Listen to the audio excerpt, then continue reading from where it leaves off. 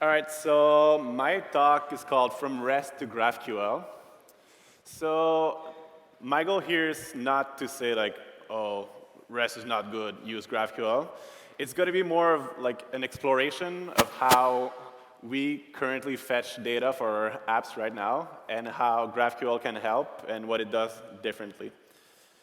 So a bit about me. I'm a wizard working at, wait, what was the word? Software wizard or something, I don't remember. But I'm that at Shopify. We, as my friend Simon said yesterday, he was also from Shopify, we basically make commerce easier for our merchants and help them sell things. Microservices. Unrelated slide, I just wanted to have that word there. So I want to start with a simple UI component, and we'll walk through like how could we get data to populate that component. So let's take, for example, this is a shopping cart in the GitHub shop. So it's pretty simple, but we still need a lot of data, right, to render all this. So what kind of data exactly do we need? So we have a cart, probably, cart resource with probably a total, and it has products. We have the products themselves, which probably have a title, description, price, a bunch of other things. And maybe also product image that's going to contain the URL of the image, any metadata we need. So using like reusable endpoints or something like REST, the concept of REST, right, we have like resources, and if you're truly REST, you'll have like links, hyperlinks to other resources. And yeah, basically you have state, and you can move to other states through links, right? So how it ends up happening often is we're going to get the cart. The cart resource is going to return us a bunch of hrefs or IDs, but mostly like hrefs towards the products. We're going to fetch those. And the products resources might have links towards their product images. And we're going to fetch those too. So, I mean, that works. We have the data we need. But a lot of like users today are on mobile phones, on 3G networks, even worse sometimes, and that's 7 round trips. Of course, I'm sure no one here actually does that right in the front end. Nobody does like 7 round trips. So that's way too many round trips, right? We need something to reduce that amount, especially on mobile and like slow networks. So maybe from there you're going to get, oh, I can use a query param on my cart, and I can expand my association. So like, please include the products in my first request. So that works, but at the same time, you still risk overfetching because maybe you only needed the price or name of that product, but now you're stuck with the whole resource. So maybe you'll do something even more clever, like a fields query param, where you say exactly what you need, but that's like only one level deep, right? If you have nested associations, it gets like, even like you kind of have to reinvent the wheel every time. I've seen like XPath being used. It's just a little annoying, and there's no convention, right? Everybody tries to do their own thing. So that's one thing. Another solution you might be tempted to use is custom endpoints. So I want data for my cart, but I only want round trip, and I want exactly what I want, nothing more, nothing less. So it's pretty easy, right? I have an endpoint cart with all the stuff I need. We're done. It's perfect. But that might start with this. But then maybe you're going to have another page in your app, which also a cart, but has slightly different needs. Maybe more products, maybe less products, maybe different images. So maybe you'll have a cart version 2 with all the things. Perfect. Maybe you'll have cart with products and images, and maybe you'll have a query param to say how many images you want. Maybe you'll have cart with products and images with price and taxes. Maybe you'll have cart with product with images with prices and taxes, but no description. And that gets like pretty ugly, right? Of course, we don't go that far, but you get the point. So it's kind of annoying. What can we do to have exactly what we want, but still have a solution that scales well and is not too coupled, doesn't make the client too coupled with the server endpoints, right? So when a client updates a view, creates a new view, or maybe we have a new product view for another product, or the model of the product changes, every time we got to update our endpoints in that case, or create new endpoints, and that's kind of annoying. So GraphQL is here to help us. What is GraphQL? Actually, let's start with what GraphQL is not. GraphQL is not a database. It's not some special kind of graph database. It's not a library. You can't just install GraphQL with instant results. It's not language specific, right? It's not a Ruby thing. It's not a JavaScript thing. What it is a query language that allows you to fetch deeply nested associations and select exactly what you want, plus a spec for servers to execute these queries. So it's just a spec, right? So you'll see implementations in Ruby, you'll see implementation on a JavaScript server, really any language. So this is a really simple GraphQL query. It's kind of like hello world of GraphQL. So what I have here are brackets selection set. Basically tell GraphQL what I want to select on that object. And I have fields inside these brackets, inside these selection sets. So when I send that query to a GraphQL server, what happens? Well, it's like any other language. It's lexed, it's parsed, it's validated, it's executed, and we get a nice response. And the response format is pretty interesting because it follows the exact pattern that you request, right? It's just JSON with the same shape as your request. That's pretty cool.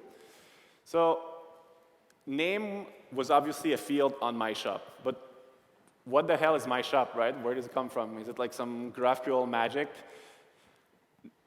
I don't know. So it turns out, so GraphQL models your data as a graph, right? But it still needs entry points to that graph, right? You can't just enter from anywhere in your data. So GraphQL has this concept of query root, where you define entry points. Where can I start my query from? So we had my shop before, but I might do another entry point with shop that takes an ID. It might return the same result, but they're different entry points. This one is more programmatic way of doing it. My shop maybe just return the shop you're logged in or something. So let's take a more complex example this time. So we have new things right here. We don't only fetch the name of the shop. We can fetch complex objects, associations on that shop. So I have the location, which I only want a city address, and a list of products, and I want the name and price of each of those. And there's order by argument, which is an enum. So as you could have guessed, it's just the response is the query with values. So all that's possible because at the core of GraphQL is a really powerful type system. At every level of a GraphQL query, there's a type attached to it, and that type exposes all that object's fields, basically. It exposes all the possibilities. So for example, let's take the same query.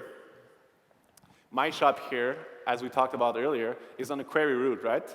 So we have a type query root, and it tells me, oh, I can query my shop or a shop by ID. And both of those return a shop type. So on the shop type, we're querying name, location, and products. Am I allowed to do that? We can look at the type of shop and see that it exposes the name, location, and products.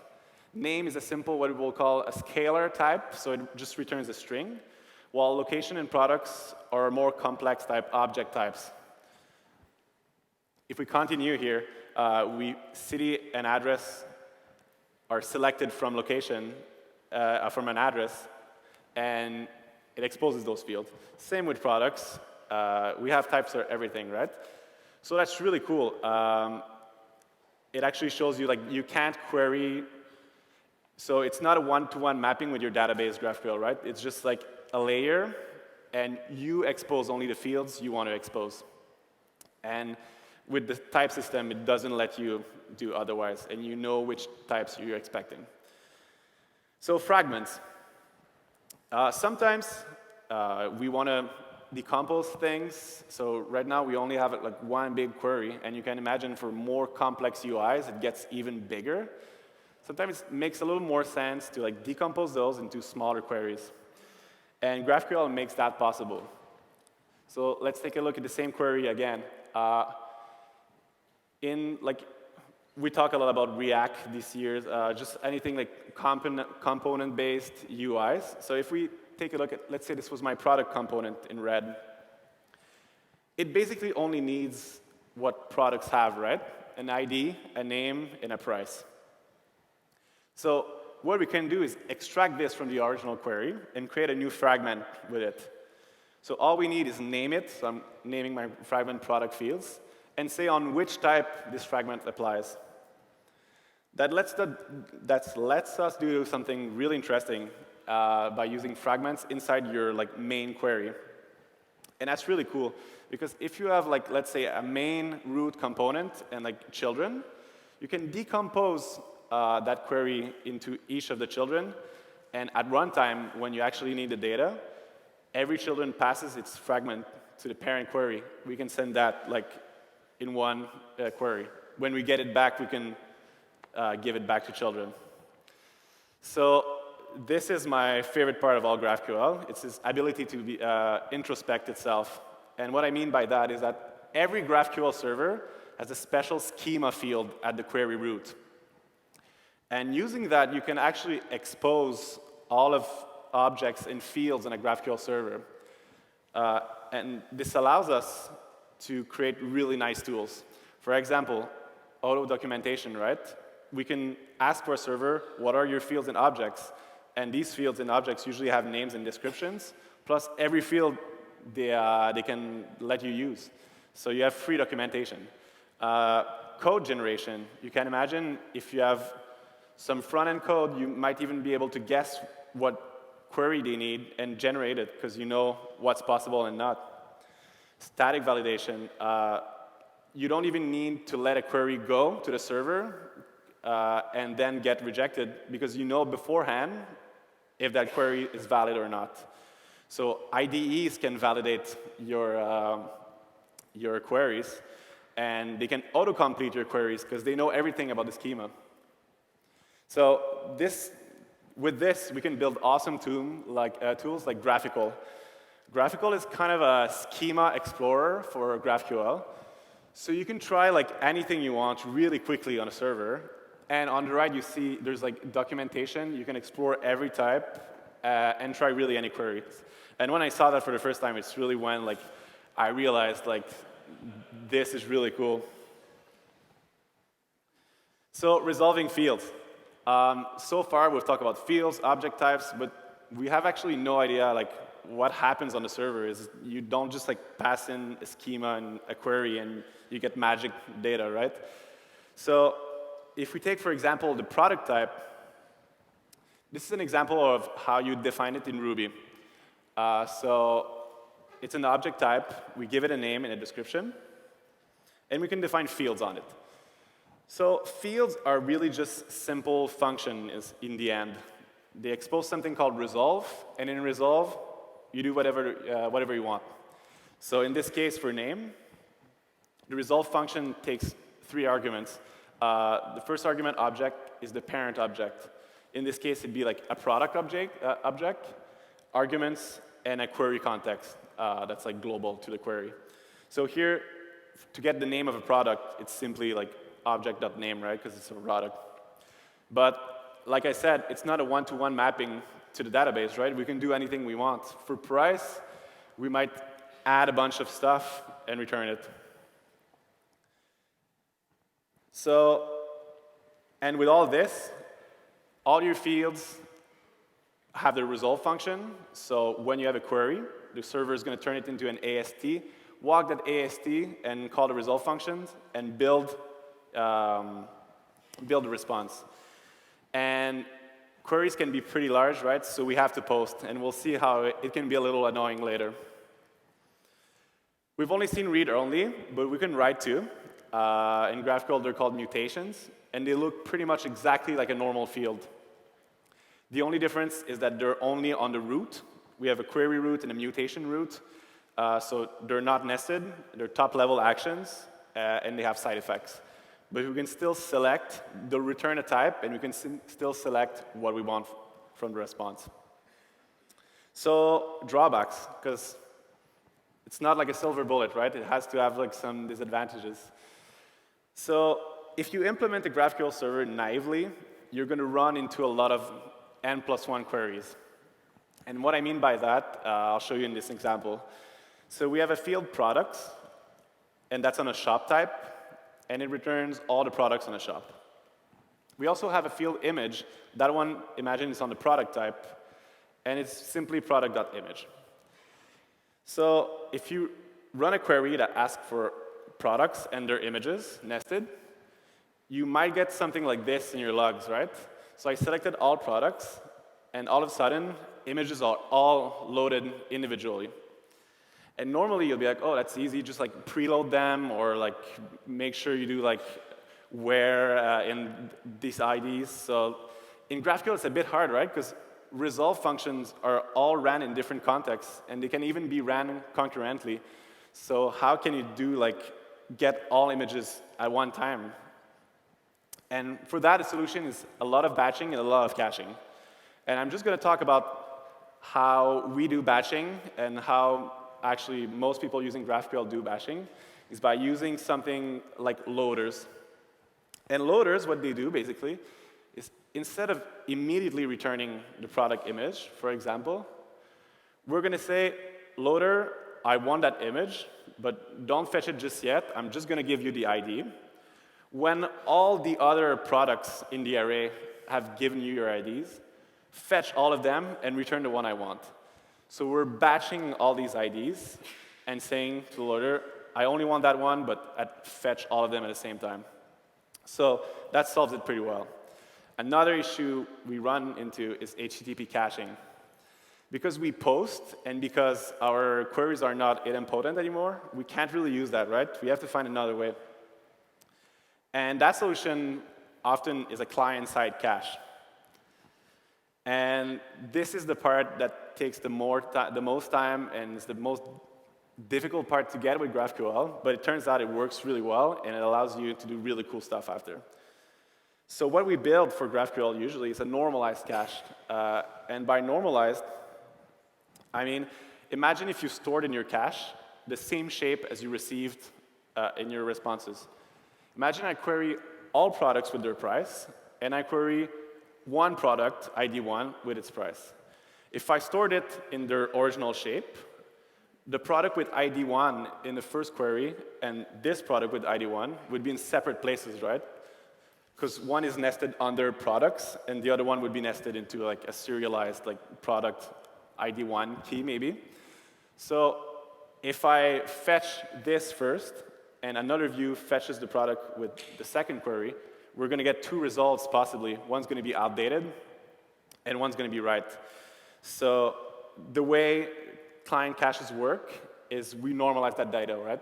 So in products, let's say that's my first query, instead of having the image inside, we're actually just going to give it an ID or use its existing ID and place it in another key.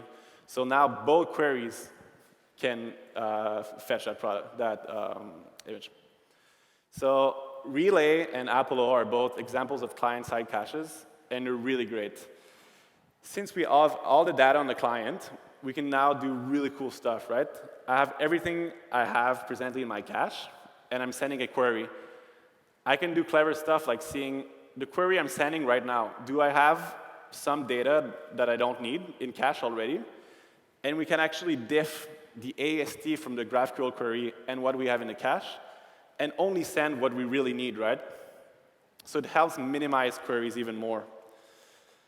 Security. So if you read about GraphQL on Hacker News or forums in general, there's always like a question like, oh, you're letting users like query your database, like it's the most awful thing ever.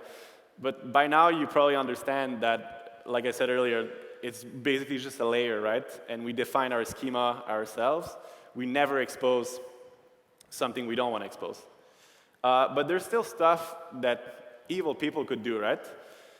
Since it can be deeply nested, people can create like malicious queries and have like, I don't know, like a million level of depth, because it can be circular, right? So there's different techniques to defend that, right? We can use simple timeouts. After 1 second, if my query hasn't resolved, just throw it in the garbage. We can limit query depth. So I can say, nothing in my data is going to be deeper than like 10 levels. So if somebody tries to query, if I'm executing a GraphQL query and I'm like level 100, it doesn't make any sense, right? So we set like a max query depth of like 10. We can also use query complexity. So since I'm defining a schema, I can define this field costs 20, and this field is more expensive for me to fetch, so it costs 100. And then we can define a max complexity that somebody can query. That's pretty cool. Future. So yeah, all of what I've talked about until now is in the spec, and I'm using it right now. But there's also some really cool stuff coming up. One example is subscriptions.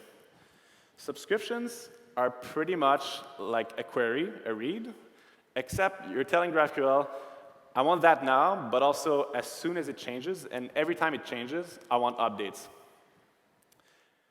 So you can imagine this could be implemented with like WebSockets or service-side events, but GraphQL doesn't force you to use any technology. So you could implement, if you implement a spec, you can use whatever you want. Deferred queries are something that are really awesome too. And the principle is basically, when I'm rendering some UI, what I want is showing something to the user as fast as possible, right? I want them to like feel like it's really fast. So what if when I query, I could ask the server, send me name and description as soon as you can. If loading the products takes more time, just defer it to later. And we can actually do that with that's called a directive with the @ sign here. And it's telling GraphQL, just split up the query, send me the first part that I really need, and send me the other part later. So yeah, that was GraphQL. So what I really like about GraphQL, and obviously REST is still, its simplicity is just so awesome, right? So GraphQL might not meet the needs of everyone. If you have like a really simple app, if you have a lot of caching and you don't want to use like a complex client app, REST might still be the perfect choice, right? But if you have like complex UIs like we usually have these days, it's much more complex than before, right? Like before it was a static page and it's basically just what I have in the database, I just show it. Right now we have like much more complex and much more nested objects. GraphQL is great. So GraphQL exposes all the possibilities that a server can do. And then clients just choose what they want, right? It makes it really simple. If you have an Android app, if you have a web app, if you have other servers, they can all talk to GraphQL in the same way, and you don't need special endpoints. Thank you. If HTTP 2 becomes mainstream, does GraphQL still have an edge in terms of reducing latency or mitigating round trips? Very good question. I think it does. Maybe less. Maybe round trips are going to matter a little less, but still being able to select the data you need and reduces your payload, and all that query diff I talk about and having like really intelligent client caches are what it really like makes it shine, I think. Okay, how do you prevent the client from making complex queries that would take forever to run? Is that possible? Yes, it is possible, and yeah, I talked about it, right? So basically, you can limit by having a timeout. That's the simplest way, and I think that's what Facebook uses, if I'm not wrong. It's so basically, after 1 second, like I said, you just drop the query if it's taking too long. Query depth and query complexity, giving a score to each field. Does Shopify actually use GraphQL, and how hard was it to implement over your data? So we started playing with it. I don't think I can say if we're using it for sure, but we're definitely played with it. We have some open source repos, GraphQL batch, which the loaders I was talking about. That's some people at Shopify built that, and it's really cool. Wow, you have like so many questions. They keep coming. I'm like, all right. When the product is updated in the database, should we reset the cache, or is there something in GraphQL doing that thing automatically? Right. So caching is cache expiration with GraphQL is still not set, and it's for me it was kind of the hardest thing.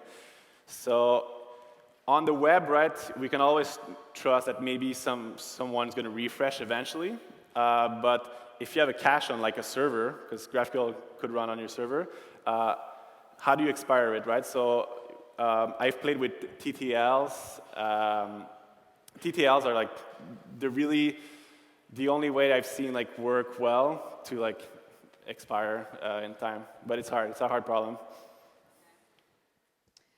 How does GraphQL compare to Falcor? So Falcor and GraphQL, they are similar. They basically solve the same problem.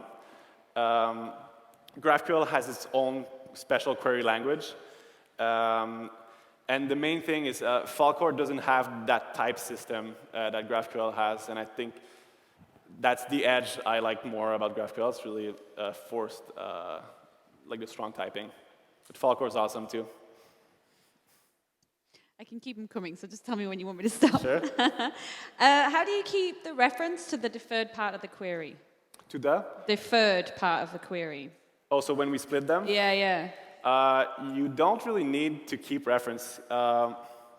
So you split it, and so you can ID it first, or you can just split it, and when you receive an answer, any answer, you just put it in your cache. So cache is always like the single source of truth. So you don't need to know like, oh, I split it, so when I get it back, I'm going to put it here. You result, like when you get data, you just put it in your cache normally. And I'll ask you one more. Does GraphQL have a hard dependency on a particular type of backend database? No, that's the really cool thing. So remember I said like resolve function and fields are just like functions? Well, these functions can do what the hell they want. Like one field might get the product from Memcache, another field from Redis, another field might do a call on REST API, another field might be from MySQL. So you really can do anything, and it's a great way to like interface. If you have, let's say, like a GraphQL, and behind that you have like even REST APIs or other GraphQL APIs. Any backend does it, really. All right, thank you so much. Thank you.